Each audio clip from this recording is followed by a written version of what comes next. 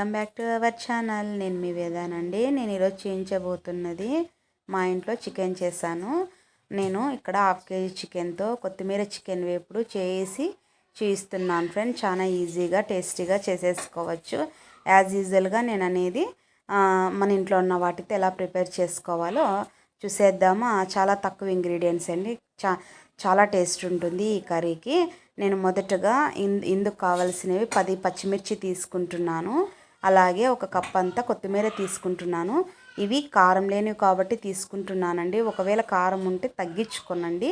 అవి పేస్ట్ చేసుకొని పక్క పెట్టేసుకొని ఇలాగా ఒక ప్యాన్ తీసుకొని అందులో 1.5 గరిటె ఆయిల్ వేయండి.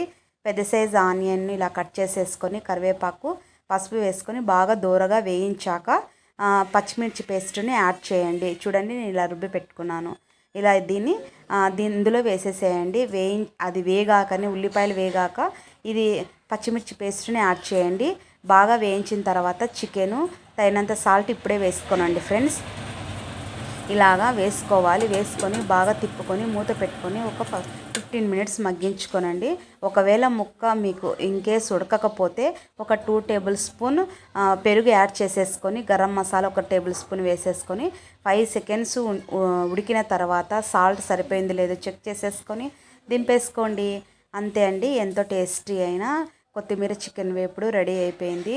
ముఖ్యంగా బ్యాచిలర్స్కి అయితే పండగే. మరి ఎందుకంటావా, ఇందులో మసాలా అయితే ఏమీ లేదు. ఇంట్లో మిక్సీ జార్ ఉంటే చాలు, తొందరగా చేసేసుకోవచ్చు. మరి ఈ సండే మీరు ట్రై చేయండి ఫ్రెండ్స్. నా స్టైల్లో ఈజీగా టేస్టీగా ఎంతో బాగుండే కొత్తిమీర చికెన్ వేపుడు రెడీ అయిపోయింది.